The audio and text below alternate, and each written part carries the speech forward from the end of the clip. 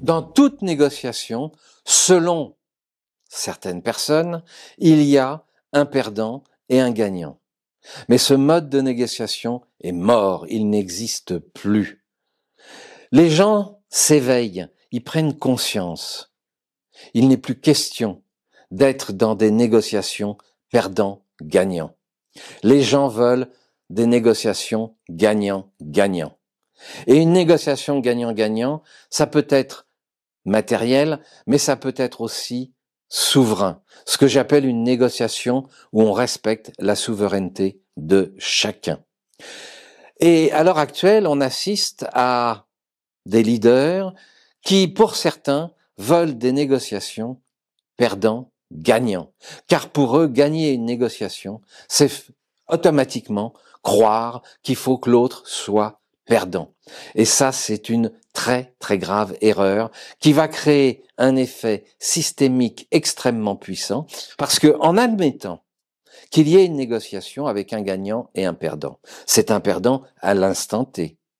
Mais qu'est-ce qui empêche le perdant de se réorganiser, de changer de stratégie et de s'associer avec d'autres qui ne l'obligeront pas à être un perdant et qui acceptera qu'il y ait des négociations gagnant-gagnant. En clair, imaginons qu'un pays veuille dominer un autre et imposer des négociations gagnant-perdant. Le pays qui a perdu va dire « Ok, j'ai perdu. Pendant 1 an, 2 ans, 3 ans, j'ai perdu. Mais j'ai le temps de me retourner et de me retourner vers d'autres pays avec lesquels je vais pouvoir faire des négociations, des échanges gagnant-gagnant. » Alors le temps travaille pour nous. On peut accepter d'être perdant pendant 1 an, 6 mois, 2 ans, mais pas toute la vie. Car le fondamental, c'est de retrouver et d'être souverain dans nos pays. C'est d'avoir des pays, des nations qui sont souveraines. Une nation qui est soumise à une monnaie ou qui est soumise à des lois qui ne sont pas les siennes n'est pas une nation souveraine. Et donc le peuple n'est pas souverain. Or, ce qui a fait la richesse, la grandeur d'un grand nombre de pays, c'est justement cette capacité que certains dirigeants ont eue à développer, ancrer, fortifier la souveraineté de leur peuple et de leur nation. En résumé, ne nous laissons pas intoxiquer par des grands coups médiatiques, par des grands discours qui font peur. Arrêtons d'avoir peur.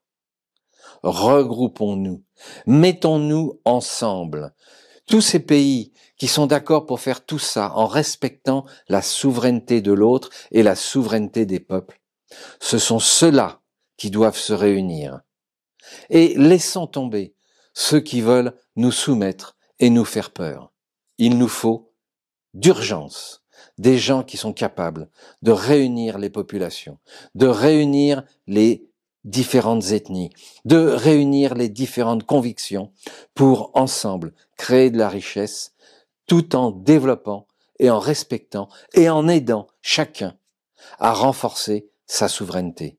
La clé de notre avenir est là. Je vous laisse réfléchir là-dessus.